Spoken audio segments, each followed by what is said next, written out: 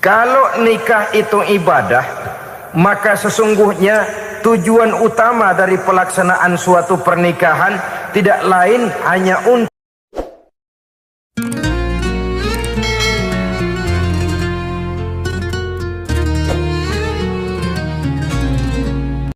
Assalamualaikum warahmatullahi wabarakatuh.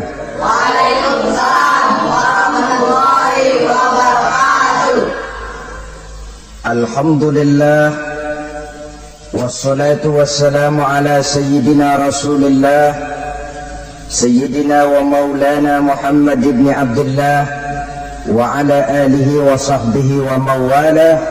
La haula wa la quwwata illa billah, amma ba'du.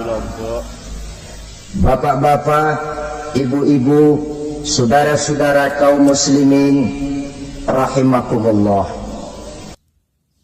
Rumah tangga bahagia menurut agama kita.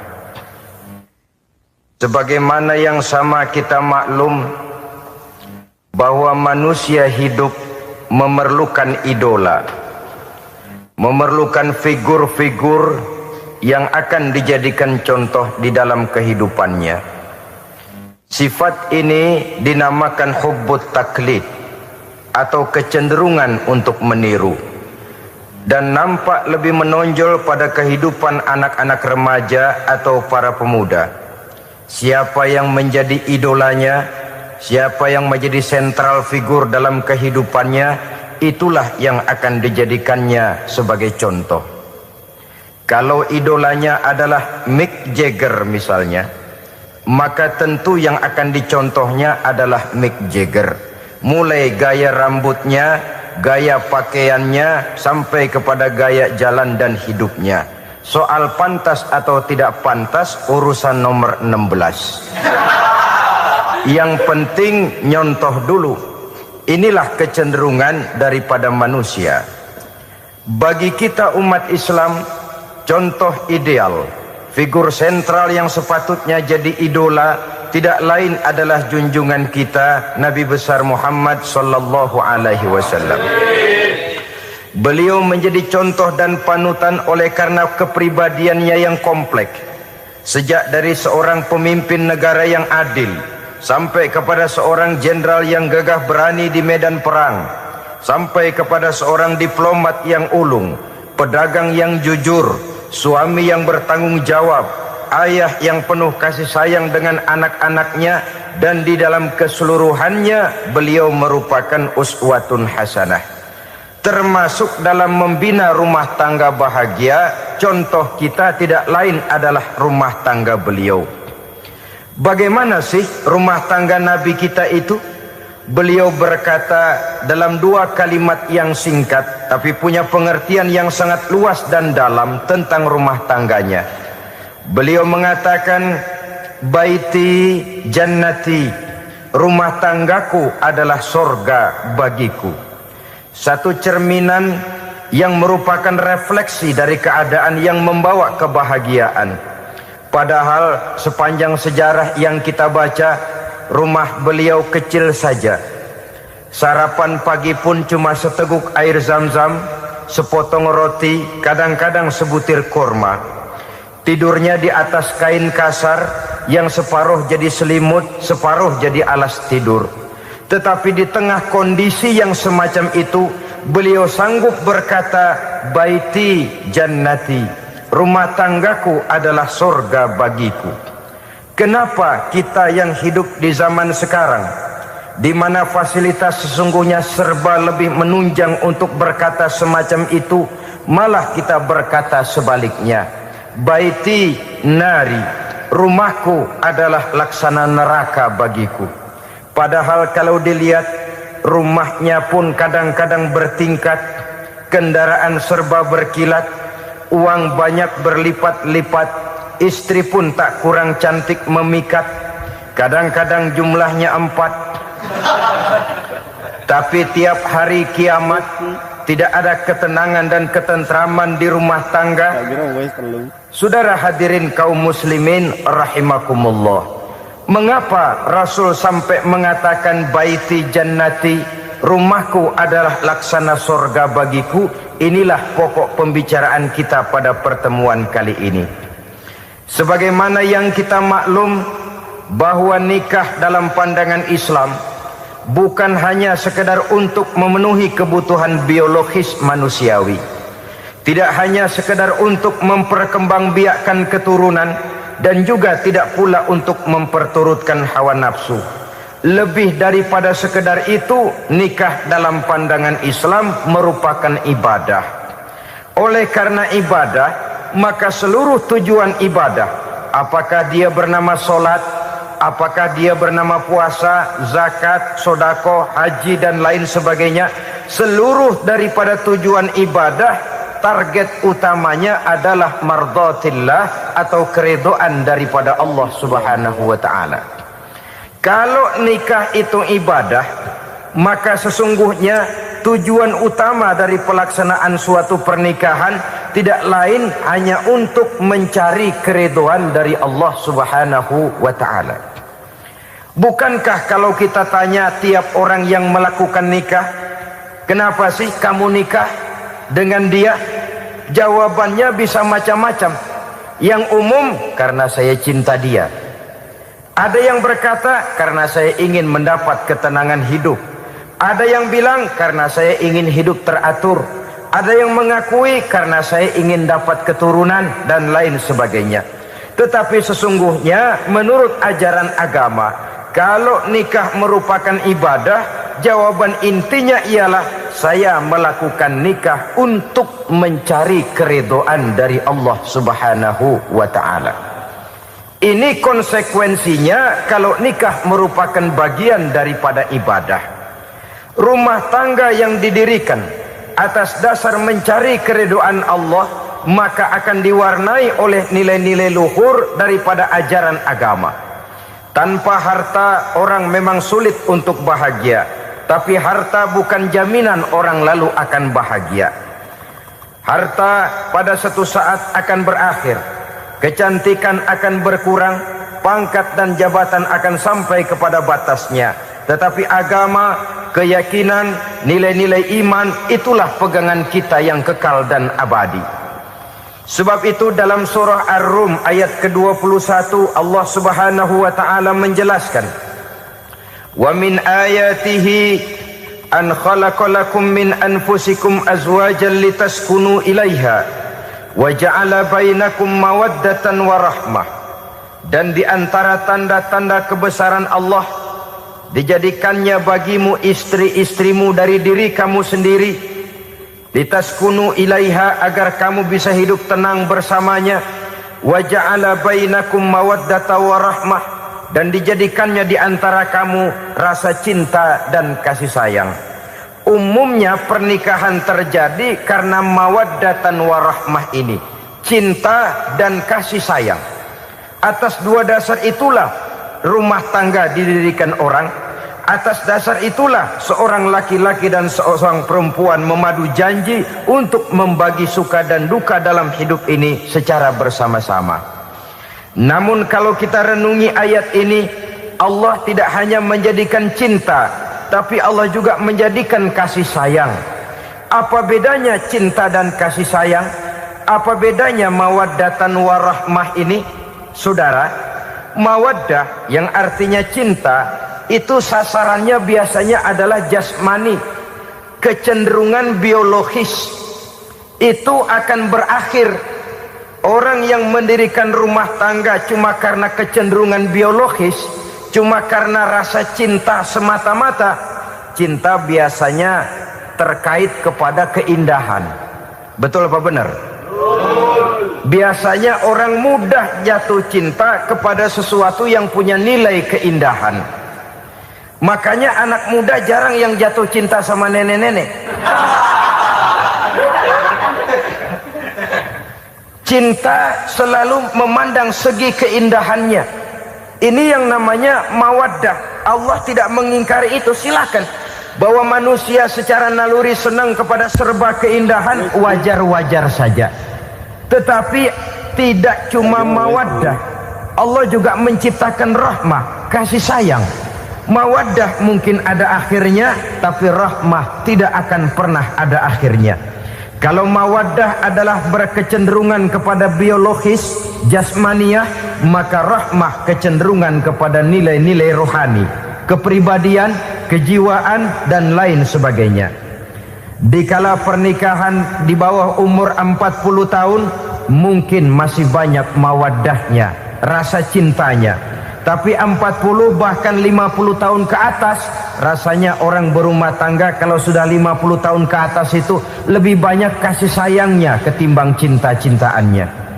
Kalau satu rumah tangga hanya didirikan atas dasar mawaddah saja, atas dasar cinta saja, padahal cinta itu terpaut kepada hal-hal keindahan, keindahan satu saat akan menurun. Ya, tentu sebagaimana yang kita maklum bersama-sama, belum punya anak memang cantik. Sudah punya anak, kecantikan mulai menurun. Punya anak 2, kulit mulai mengkerut. Punya anak 3, onderdil mulai dol. Punya anak 4, apalagi tidak pandai merawat diri, persis dompet tanggung bulan. Kalau rumah tangga didasarkan kepada rupa yang cantik saja, cinta akan bisa berpindah, paling tidak akan berkurang nilainya. Sebab itu Allah tidak hanya menyediakan mawaddah, warahmah, dijadikannya di hatimu itu tidak cuma sekedar cinta, tapi juga kasih sayang. Nah, kasih sayang inilah apabila berakar dan berurat dari nilai-nilai keagamaan yang akan menopang jalinan rumah tangga bahagia, mengukuhkan usaha untuk mencapai mardotillah atau keridhaan daripada Allah Subhanahu wa ta'ala. Dengan demikian, berumah tangga bukan tujuan. Ini kalau kita lihat dari segi agama. Berumah tangga cuma alat untuk mencapai mardotillah, keridhaan daripada Allah.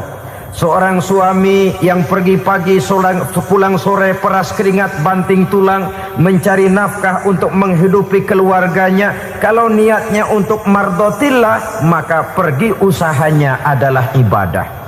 Sementara si suami pergi berusaha, istri di rumah mendoakan suaminya, itu juga merupakan bagian daripada ibadah. Marilah kita biasakan membina satu rumah tangga untuk mencapai keridhaan daripada Allah Subhanahu wa ta'ala. Ini motif dasarnya. Karena itu Rasul Anas bin Malik pernah bercerita, bertahun-tahun saya membantu di rumah tangga Rasul.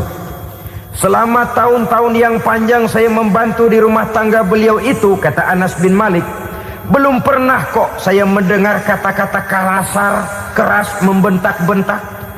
Belum pernah saya melihat ada piring terbang, sandal melayang, ada penggorengan nitir di atas. Belum pernah, padahal tahun-tahun yang panjang sudah saya lalui. Itu rumah tangga Rasul. Istrinya lebih dari 1, tapi tenang, ayem, adem. Walaupun gosip selalu ada. Ini loh ya, namanya hidup berumah tangga. Jangankan rumah tangga kita manusia biasa, rumah tangga Rasul pun tidak luput dari gosip yang kita kenal dengan hadisul ifki itu. Itu sampai tercatat dalam sejarah. Tetapi yang jelas, dengan istri yang lebih dari 1, rumah tangganya tenang, tentram, adem. Kita di rumah tangga istri 1, seminggu 7 hari, berantemnya 6 hari.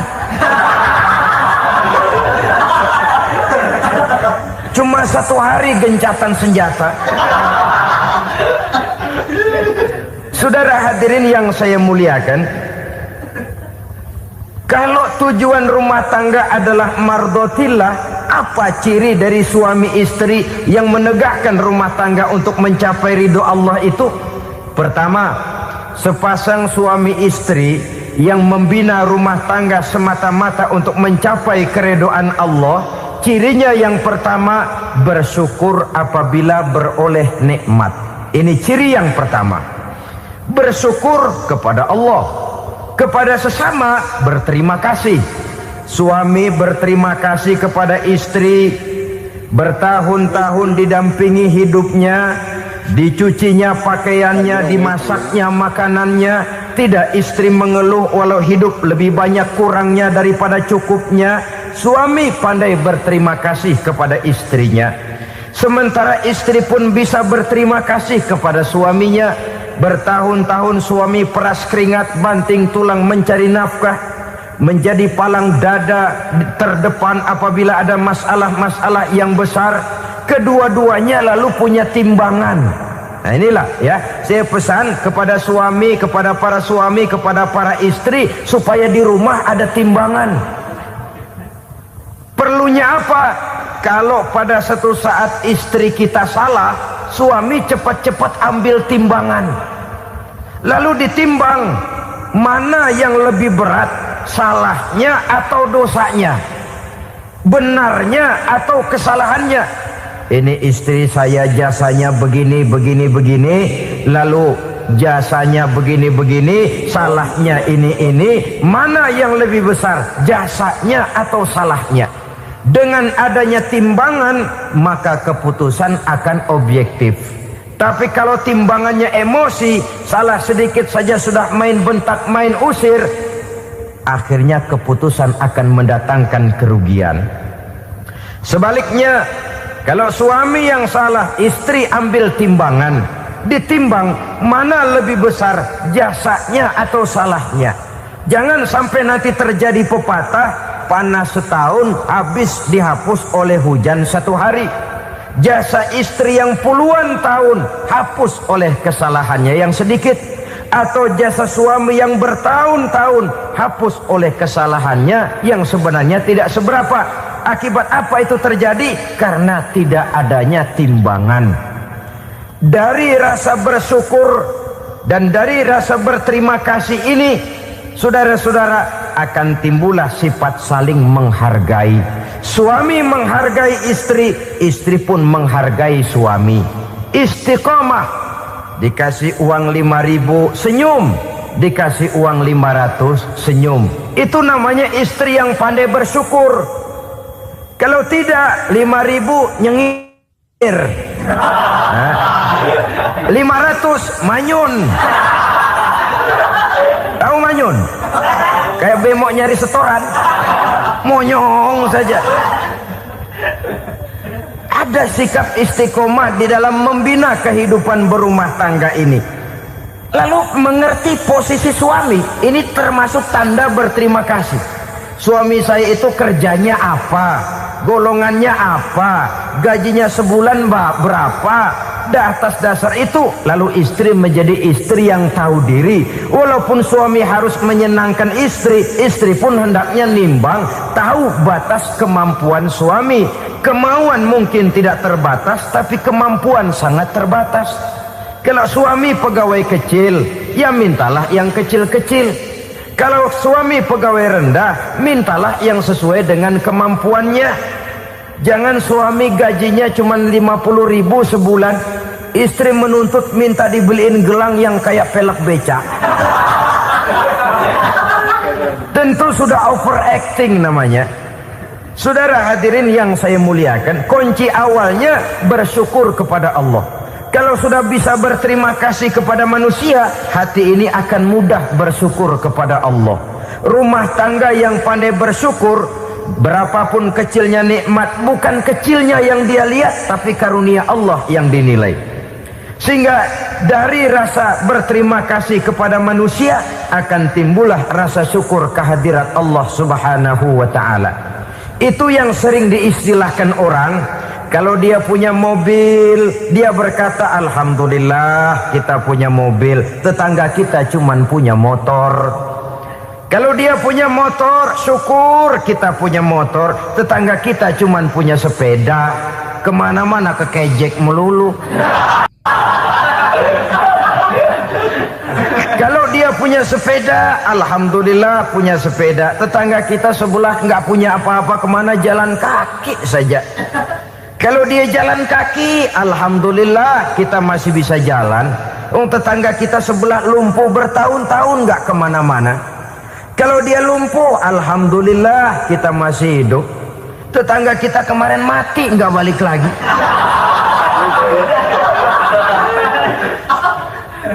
Lalu akan timbul rasa syukur. Tapi kalau sudah lumpuh ngelihat yang bisa jalan ngelihat yang naik sepeda, yang punya sepeda lihat yang punya motor lihat yang punya mobil lihat yang punya pesawat. Kapanlah kita ini pandai bersyukur? Sebab kesenangan seperti pelangi, tidak pernah di atas kepala kita, selalu kelihatannya di atas kepala orang lain. Sehingga kalau ngobrol orang sering bilang, lu sih enak lo gue lihat, gue kebelangsak amat nih ya. Setiap orang ngomong kepada kita begitu nadanya. Kita yang dilihat enak, sementara kita melihat orang lain enak. Tukang tahu melihat tukang tempe enak, tukang tempe melihat tukang tuak enak, tukang tuak bilang tukang sirsak enak. Enak itu seperti pelangi. Namun kalau kita mau merenungi, tidak pernah Allah berhenti memberikan nikmat kepada kita. Sejak kita bangun tidur sampai kita tidur kembali, bahkan tidur itu sendiri, seluruhnya tidak pernah putus dari nikmat Allah. Bahagia ada di gubuk reot, bahagia ada di rumah mewah, bahagia ada di hati kopral, bahagia ada di hati jenderal, di gunung dan di kota, di hutan belantara dan di desa, di keheningan malam atau di keramaian siang. Kalau kita mau mencari, bahagia selalu ada.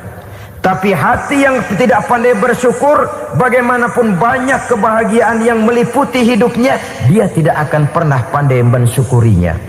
Maka berterima kasihlah kepada istri, berterima kasihlah kepada suami, bersyukurlah kehadirat Allah Subhanahu wa ta'ala.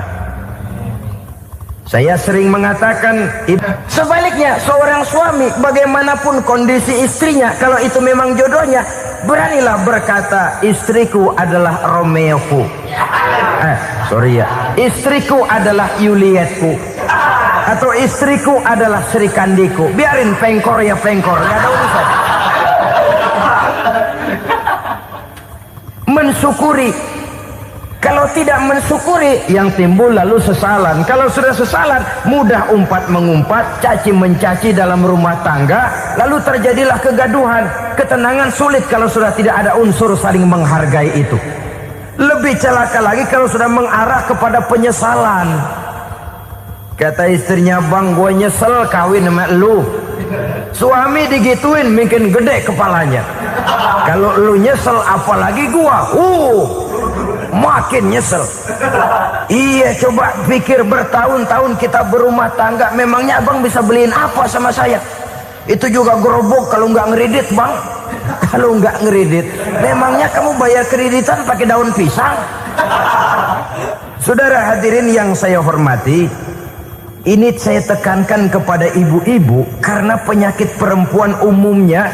Pernah Rasul itu pulang Isra Mi'raj cerita, saya pulang Isra Mi'raj diperlihatkan neraka. Neraka ya Rasul?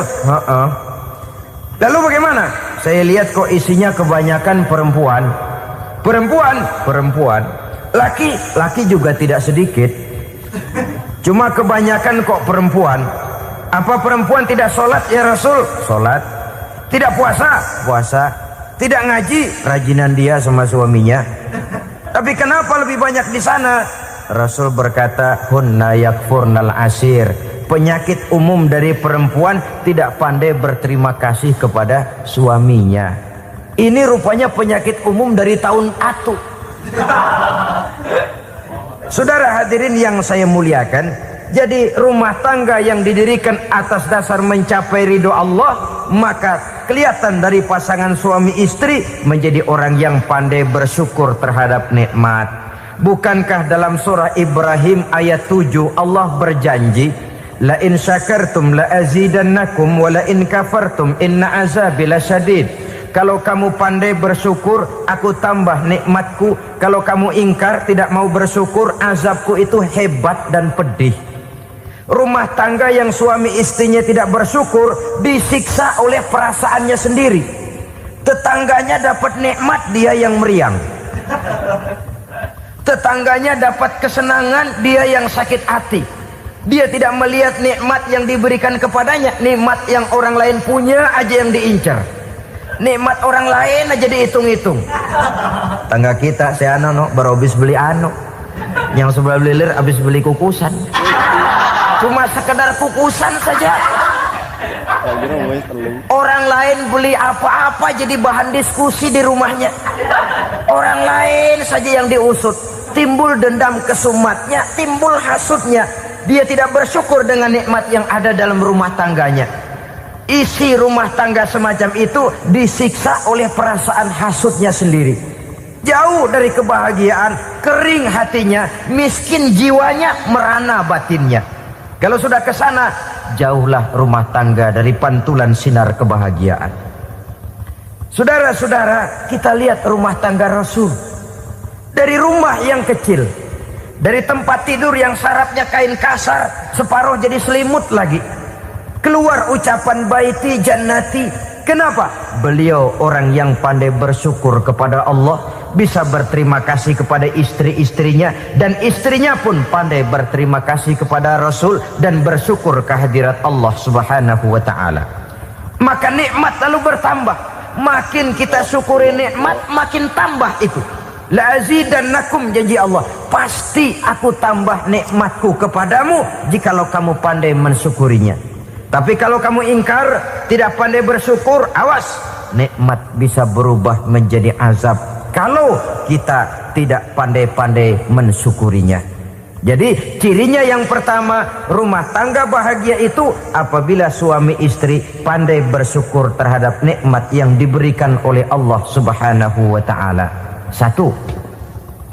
Cirinya yang kedua, rumah tangga yang berdasarkan untuk mardhatillah, mencapai keridhaan Allah, sabar apabila mendapat cobaan.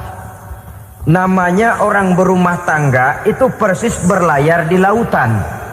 Suami istri adalah dua orang yang memegang kemudi. Kalau berlayar ombak tenang, angin bertiup sepoi-sepoi basah, lalu bila malam datang bulan bersinar, bintang gemintang gemerlapan, berlayar memang nikmat.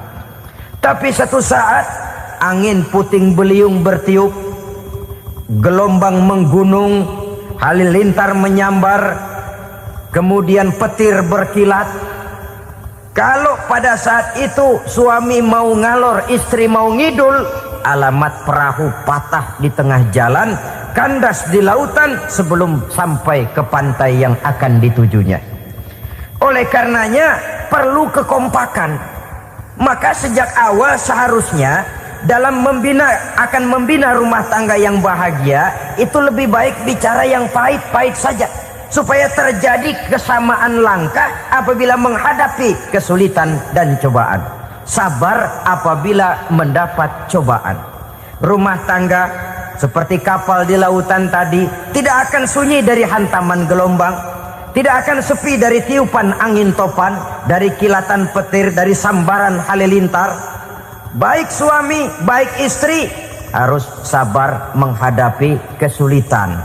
Kadang kesulitan dari segi ekonomi, kadang kesulitan dari segi mengarahkan dan mendidik anak-anak, kadang kesulitan karena banyak orang yang hasut dengan kita, kadang kesulitan berbagai macam lah yang menyebabkan kesulitan. Rumah tangga yang bertujuan mencapai ridho Allah, sabar menghadapi segala macam kesulitan. Saudara-saudara kaum muslimin rahimakumullah, kesulitan adalah bagian daripada perjalanan hidup. Siapa orangnya yang tidak pernah menemukan kesulitan dalam kehidupan? Rasanya hampir tidak ada. Dan memang kesulitan bukan untuk ditakuti. Kesulitan justru untuk diatasi, dicarikan jalan keluarnya. Begitulah suami istri yang bertujuan mencari ridho Allah.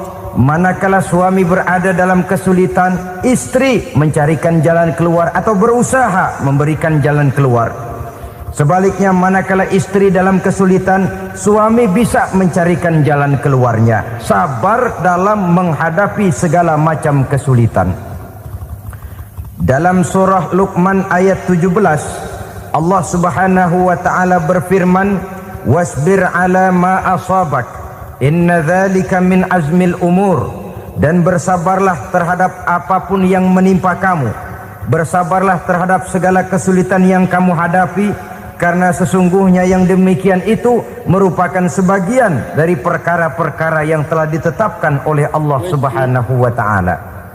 Saudara-saudara kaum muslimin yang berbahagia, kunci sabar sesungguhnya terletak pada keyakinan bahwa segala sesuatu berasal dari Allah dan segalanya akan kembali kepada Allah Subhanahu wa taala. Rumah tangga yang sabar di dalam menghadapi kesulitan-kesulitan biasanya akan lebih mudah mencari jalan keluar. Tapi kalau sedikit kesulitan datang, kita tertimpa oleh kepanikan, oleh kegelisahan, dan oleh ketakutan yang tidak beralasan, maka kesulitan itu bukan saja tidak dapat diatasi, malah rasanya akan menjadi semakin besar di dalam kehidupan kita. Tidak ada rumah tangga yang tidak pernah berhadapan dengan kesulitan, bagaimanapun besarnya rumah tangga itu. Itulah sebabnya kita memerlukan orang lain. Hidup berumah tangga itu seperti orang punya mata. Kalau mata kita kelilipan, kalau mata orang lain kelilipan, gampang kita tiup. Tapi kalau mata kita sendiri yang kena kelilipan, tentu kita memerlukan orang lain untuk meniupnya. Oleh karenanya, suami istri harus saling mencarikan jalan keluarnya. Walaupun kerjanya berbeda, suaminya pergi mencari nafkah, istrinya berdoa di rumah. Kalau perlu melakukan sholat duha, mendoakan agar usaha suaminya dimudahkan, dan begitu selanjutnya. Sehingga dengan adanya kebersamaan, walaupun tidak selalu bersama-sama, maka masing-masing melaksanakan tugas dengan tenang dan merasa yang satu berbuat untuk kepentingan yang lain. Inilah cirinya yang kedua, sabar bila mendapat dan berhadapan dengan segala macam kesulitan. Kadang orang mendapat kesulitan itu berkeluh kesah. Bukan berkeluh kesah, tapi mencari jalan keluar dan mengambil hikmah yang ada di dalamnya apa. Karena bukan kemudahan, kesulitan yang membuat orang dewasa. Bukan kemudahan, tapi kesulitan yang membuat orang berpikir dinamis, kreatif. Kalau seluruh jalan yang kita tempuh mudah saja, gampang saja, rasanya monoton kita ini. Kehilangan dinamika dalam perjuangan. Kesulitan yang membuat orang matang, kesulitan yang menempa kepribadian untuk lebih dewasa menghadapi bahtera kehidupan, membuat pandangan makin arif, wawasan makin luas, dan analisa semakin tajam. Sama saja dalam hidup. Sesungguhnya pujian sering menjadi racun, dan caci maki kalau kita tanggapi secara positif sering membuat kita makin dewasa. Jarang orang berpikir kalau dipuji, tapi baru dia merenung dan mencari diri setelah dicaci maki dan dikritik habis-habisan. Walaupun watak umum manusia senang dipuji, marah kalau dicaci maki. Biasanya kalau ketemu cewek cakep kita bilang, "Kamu cakep deh." Dia paling bilang, "Ah, abang bisa aja." Walaupun dia bilang, "Ah, abang bisa aja," hidungnya mah tetap mekar. Seneng kalau dipuji, itu kecenderungan manusia. Marah kalau dicaci maki, marah kalau dikritik. Tapi sesungguhnya pujian sering jadi racun, caci maki sering jadi obat. Orang takut minum obat karena pahitnya, padahal efeknya itu akan lebih memberikan kesehatan kepadanya. Orang takut menghadapi kritik, orang takut dan tidak ingin dicaci maki, padahal itulah yang sesungguhnya menjadi cambuk kalau tidak dia salah tanggap, menjadi sugesti yang mendorong dia lebih maju lagi. Karena memang bukan pujian, tapi caci maki dan kritik yang membuat kita makin berpikir tajam. Jadi rumah tangga yang berhadapan dengan kesulitan demi kesulitan, biasanya kalau ditanggapi dengan sabar akan makin mengokohkan fondasi rumah tangga itu sendiri. Tapi kalau kesulitan dihadapi dengan tidak sabar, lalu mencari jalan pintas, kesulitan ekonomi, kebetulan istrinya cakep, istrinya disuruh ngojek. Dah lu ngojek aja deh, gua nungguin. Gua nungguin setoran dah. Suami tapak di rumah. Saudara hadirin yang saya muliakan, buat sepintas memang mendatangkan materi itu mengatasi kesulitan ekonomi, tapi apakah bahagia?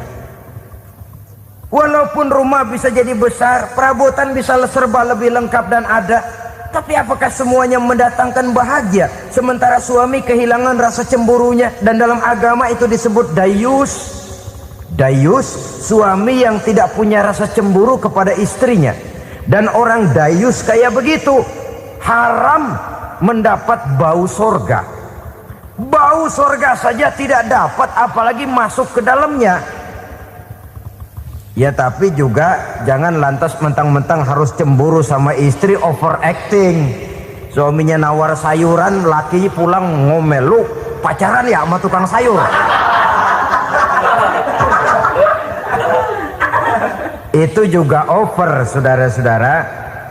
Kesulitan ekonomi diatasi dengan sabar. Sabar dalam arti berusaha dengan tidak mengambil jalan pintas, berusaha tetap berada di jalan yang diridhoi oleh Allah. Ini yang jadi problema ini rumah tangga sekarang ini, kesulitan ekonomi, di mana lapangan kerja sulit, di mana persaingan hidup tajam, sedangkan kita hidup ingin seperti orang lain. Kita mudah gelap mata, mudah picik pandangan, mudah sulit pertimbangan, lalu mengambil jalan pintas.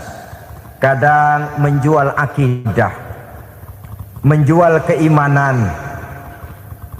Kebetulan penderingan kering, ada yang nawarin beras 3 liter sama Supermi 2 bungkus.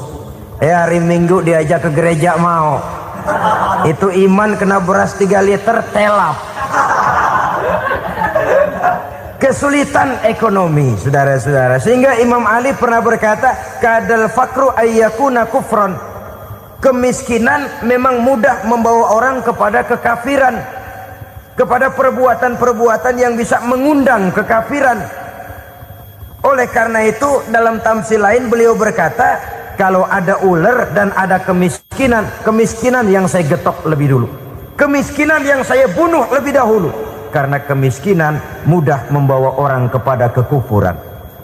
Bagaimanapun sulitnya ekonomi yang dihadapi dalam rumah tangga, percayalah satu saat jalan keluarnya mesti ada.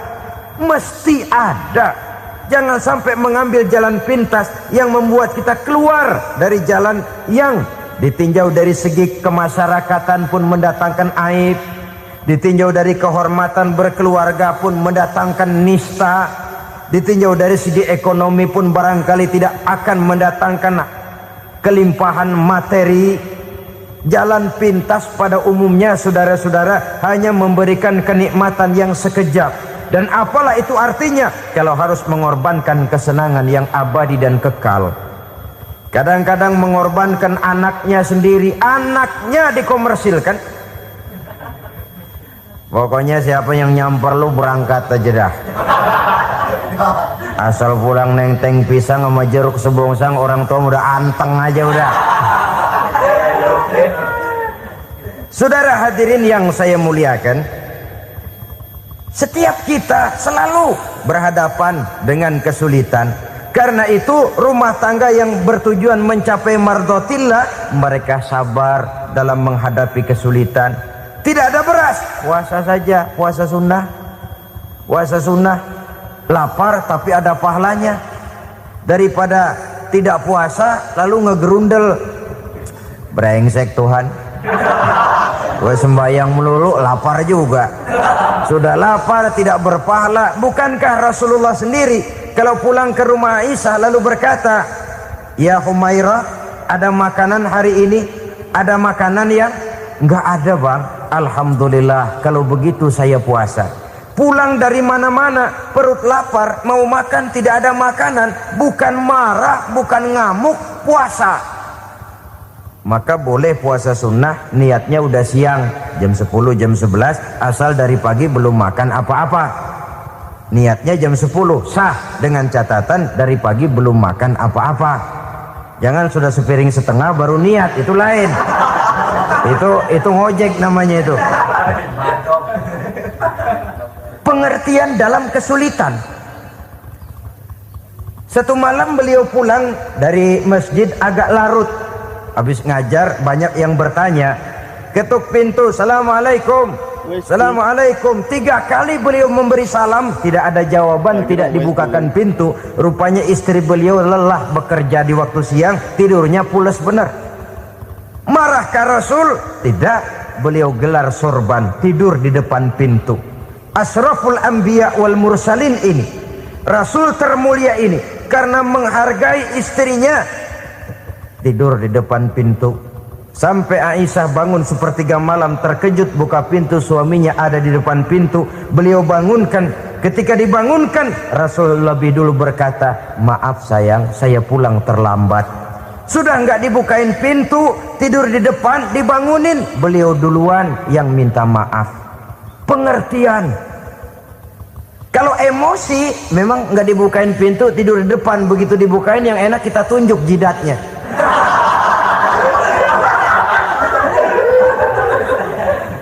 Saudara hadirin yang saya muliakan, kesulitan di dalam kehidupan merupakan bagian daripada kehidupan. Bukan untuk ditakuti, tapi untuk diatasi. Bukan untuk dihindarkan, tapi dicarikan jalan keluarnya. Hadapilah kesulitan dengan baik sangka kepada Allah, dengan lapang dada, dan dengan tetap bersabar menghadapinya. Kenapa? Karena tujuan kita mendirikan rumah tangga, mencapai ridho Allah. Kalau anak kita perjualbelikan, kalau istri kita komersilkan, kalau akidah kita jual untuk mempertahankan rumah tangga, bukankah makin jauh saja rumah tangga itu dari ridho Allah? Ini tujuan utamanya. Yang ketiga, rumah tangga yang bertujuan mardotillah itu, suami istri yang merupakan fondasi di rumah tangga, suami sebagai pemimpin, istri sebagai pembina, selalu musyawarah dalam menyelesaikan persoalan. Walaupun istri ditakdirkan sebagai pemimpin dan suami sebagai pemimpin dan istri yang dipimpin, tapi agama menganjurkan musyawarah. Jangan mentang-mentang istri nyari duit, suami nyari duit, lalu menteleng. Segalanya mau diktator, segalanya mau sendiri. Rumah tangga yang bertujuan mencapai ridho Allah selalu didirikan atas dasar musyawarah. Sehingga apabila sesuatu itu dihasilkan dari suasana musyawarah, tidak akan melahirkan penyesalan di belakang hari. Kalau tidak, berjalan menurut seleranya masing-masing, belakangan timbul penyesalan, akhirnya main salah menyalahkan. Kalau sudah saling salah menyalahkan, itu artinya sudah saling mengungkit kekurangan masing-masing. Akibatnya tidak ada lagi saling menghargai. Jadi dengan demikian musyawarah di dalam menyelesaikan persoalan. Menghadapi kesulitan ekonomi, musyawarah. Menghadapi kenakalan anak, musyawarah. Akan membeli ini dan itu, sebaiknya juga musyawarah. Kalau merupakan hasil musyawarah, maka saudara-saudara, hasilnya pun akan dihadapi oleh bersama. Enak rasakan bersama, tidak enak rasakan bersama. Kenapa? Tadinya musyawarahnya bersama-sama juga. Lah kalau hasil sendirian, giliran enak mungkin yang satu mau ikut, giliran tidak enak yang satu nuding, gua kata juga apa. Kan begitu akibatnya kalau tidak berdasarkan musyawarah lebih dahulu. Maka insya Allah hasil musyawarah ini setidaknya tidak akan mendatangkan sesalan di belakang hari nantinya. Saudara-saudara kaum muslimin rahimakumullah, ciri yang keempat, sepasang suami istri yang bertujuan mencapai ridho Allah dalam upaya mencapai rumah tangga bahagia itu tawakal apabila mempunyai rencana. Tawakal berserah diri kepada Allah. Bukan berserah diri dalam artian mutlak yang mengarah kepada fatalism atau predestination. Kita sering mengartikan tawakal secara salah. Belum apa-apa sudah menyerahkan diri kepada Allah. Emang semuanya terjadi menurut maunya Allah dah. Gak usah ngapa-ngapain, bagaimana Tuhan aja dah. Lapar juga nggak usah makan, kalau takdirnya kenyang pan kenyang. Ya udah lapar terus kita. Makan dulu, perkara nanti kenyang apa tidak, itu baru tawakal. Kalau sakit ke dokter, soal sembuh atau tidak baru tawakal. Artinya usaha itu ada. Setelah suami berusaha, istri berusaha, selebihnya tawakal. Apa perlunya tawakal? Apabila berhasil tidak lupa daratan, apabila berhasil tidak lupa diri, apabila gagal tidak putus asa. Sehingga dengan demikian dari tawakal ini lahirlah pondasi yang kokoh membina rumah tangga yang bahagia dalam upaya mencapai keridhaan daripada Allah Subhanahu wa taala. Apapun yang kita laksanakan di rumah tangga, tujuan intinya tetap untuk mencapai keridhaan Allah. Beli kendaraan untuk mencapai ridho Allah, lalu dipakai ngaji, dipakai ke masjid dan sebagainya. Beli peralatan rumah tangga untuk mencapai ridho Allah. Mendidik anak untuk mencapai ridho Allah, membantu keluarga untuk mencapai ridho Allah, dan begitu selanjutnya. Tawakal apabila mempunyai rencana. Kemudian cirinya yang kelima, suami istri yang bertujuan mencapai ridho Allah selalu mempererat silaturahmi.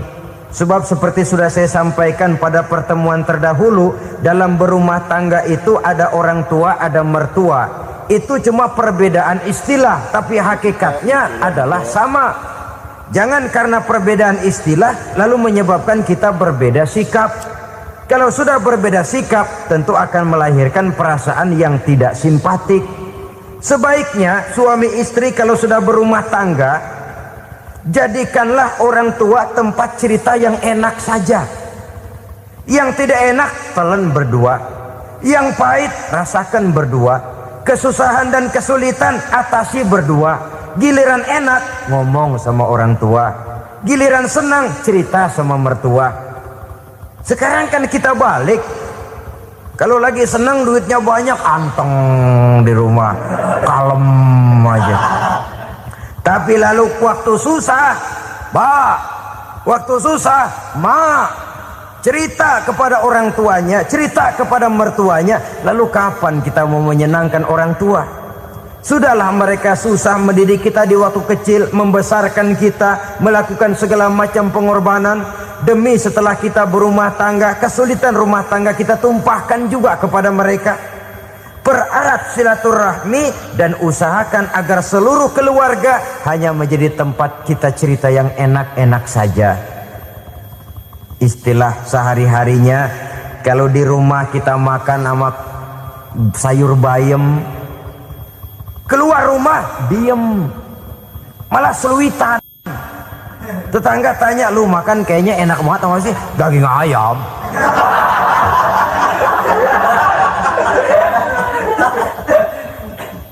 Lalu tetangga kan akan berbisik, itu makannya tuh orang enak bener ya, rumah tangganya tiap hari makan sama daging ayam. Biarlah paling kurang itu jadi doa, daripada kita makan sama kangkung lalu ribut ngomel di mana-mana. Gua kesel banget sama bini gua. Di warung ceritanya lagi. Kenapa? Saban sari gua direbusin kangkung mulu. Brengsek.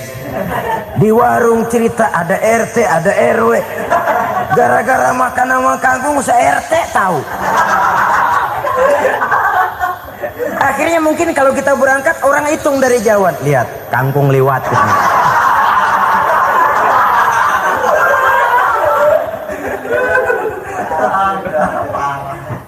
Bisa menjaga yang disebut security informasi, rahasia rumah tangga. Bahkan pernah saya berikan contoh karena ingin menghargai. Suami beliin kain batik buat istrinya. Istri tahu begitu sepintas, nih kain jelek nih. Tapi karena mau menyenangkan suaminya, dia bohong. Bagaimana bu kain yang bapak beliin? Aduh bagus bener pak. Bagus sekali itu kain. Warnanya pak emang yang model begitu tuh. Tetangga kita mana ada yang pakai kain begitu pak. Ya emang nggak ada, jelek. Menghargai. Sebab kalau waktu itu si istri jujur, yang timbul sakit hati suami. Bagaimana bu kain yang saya beliin? Goblok lo. Kain begitu dibeliin di pasar juga banyak 1.400. Campur odol lagi. Sudahlah suami punya niat baik, sampai rumah digoblok-goblokin, tidak ada lagi rasa saling menghargainya. Begitu pentingnya mempererat silaturahmi ini, sampai Nabi berpesan, isnani la yanzurullahu ilaihima yaumal qiyamah qati'ur rahim wa jarus su'. Ada dua golongan manusia yang di akhirat nanti tidak akan dilihat oleh Allah, tidak akan diopeni oleh Allah, didiemin aja. Siapa mereka? Pertama, orang yang suka memutuskan silaturahmi. Yang kedua, tetangga yang jahat dengan tetangganya. Dua golongan manusia ini, pemutus silaturahmi, kemudian juga tetangga yang jahat dengan tetangganya, ini tidak akan dipandang oleh Allah di hari akhirat nanti. Jadi pererat silaturahmi, sebab kita ini zon politikan, makhluk yang bermasyarakat, yang tidak bisa hidup sendirian. Setiap kita memerlukan orang lain. Kita disebut kaya karena ada yang miskin, kita disebut alim karena ada yang awam, kita disebut berkuasa karena ada rakyat jelata. Tanpa rakyat tidak ada penguasa, tanpa yang miskin tidak ada orang kaya. Kalau tidak ada yang jelek, siapa yang bilang cakep? Karena ngimbangi. Saudara hadirin, atas dasar ini mestinya kita selalu bersyukur dalam segala posisi. Tidak lalu salah terima kepada karunia yang diberikan Allah kepada kita. Saudara hadirin yang saya hormati, pererat silaturahmi, jadikan orang-orang tua kita tempat kita cerita yang enak-enak saja. Yang tidak enak, telan sendiri, usahakan sendiri, carikan jalan keluarnya sendiri.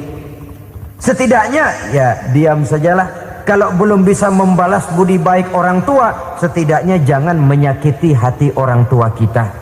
Sudah lelah dan payah dia mengasuh kita, membesarkan kita, merawat kita, demi setelah kita berumah tangga, seluruh kesulitan kita bawa lagi kepadanya. Karena itu buat para istri juga ini perhatian. Kalau dimarahi suami, jangan cepat-cepat pulang ke rumah orang tuanya. Nggak boleh diomelin dikit, main buntel aja. Gua pulang dah. Pulang. Sampai sana cerita habis-habisan, dikucek kejelekan suaminya. Nanti 2-3 hari balik aja lagi. Kan nggak lucu jadinya. Saudara hadirin, begitu juga suami. Mencaci maki habis istrinya, 2-3 hari bayar aja lagi.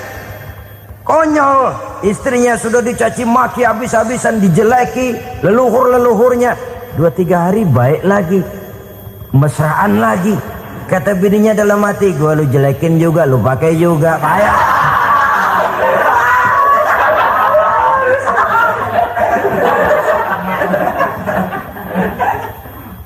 Saudara hadirin yang saya muliakan, itulah sebabnya pada awal tadi saya katakan perlunya kita mempunyai timbangan baik sebagai suami maupun sebagai istri. Nah, dari mempererat silaturahmi ini akan terjalin rasa kekeluargaan. Maka tradisi arisan keluarga itu bagus sesungguhnya untuk mempererat silaturahmi. Cuma celakanya bukan silaturahmi yang jadi tujuan, arisannya itu yang jadi tujuan. Akibatnya apa? Kalau belum narik mah semangat banget datang dah. Begitu udah narik aja udahan. Itu celakanya. Akhirnya silaturahminya jadi nomor 2, arisan semata-mata yang menjadi tujuan. Sesungguhnya itu bagus untuk mempererat silaturahmi. Karena kalau kita dengan kita sesama saudara sudah tidak saling mau mengenal, bagaimana dengan anak-anak kita? Bagaimana dengan cucu-cucu kita? 2-3 generasi yang akan datang tentu akan lebih saling tidak mengenal lagi. Baiklah ya, yang keenam, suami istri yang bertujuan untuk mencapai keridhaan Allah itu selalu berusaha tolong menolong di dalam kebajikan. Sebab Allah pesankan itu di dalam Al-Maidah ayat 6, wa ta'awanu 'alal birri wat taqwa wa la ta'awanu 'alal itsmi wal 'udwan. Bertolong-tolonganlah kamu di dalam kebaikan, di dalam bertakwa kepada Allah. Jangan bertolong-tolongan di dalam maksiat, di dalam dosa, dan di dalam usaha yang menimbulkan permusuhan. Kalau suami marah kepada seseorang, istri jangan ngipasin. Oh bang, yang begitu mah dibayain tuman.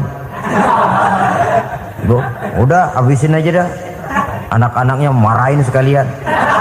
Ngipasin. Istri kesel sama tetangganya, suami ngipasin. Emang tuh tetangga kita, hahu. Habis orang dikipasin.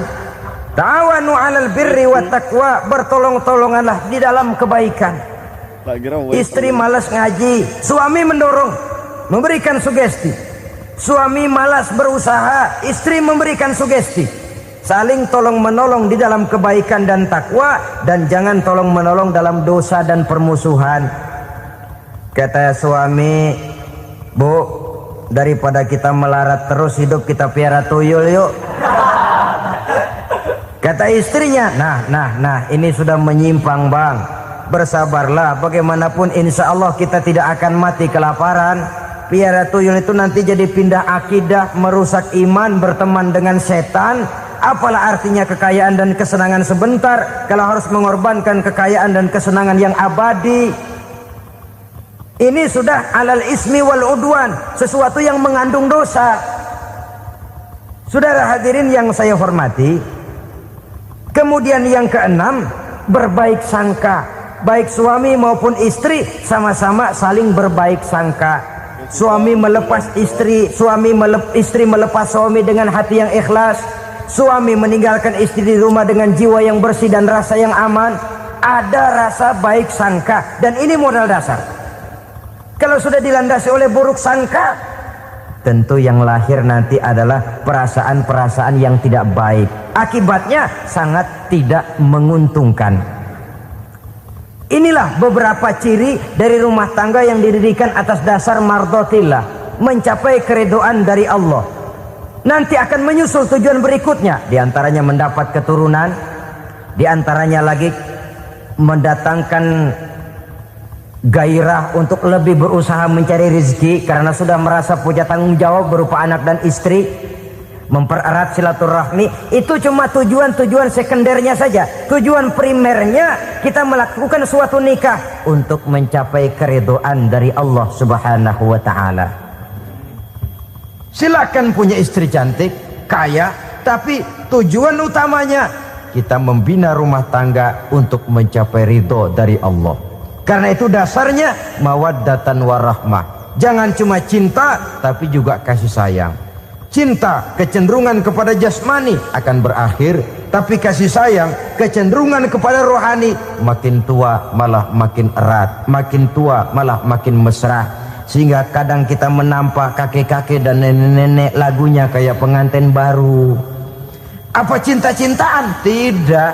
Bagaimana kakek-kakek sama nenek-nenek harus bilang I love you?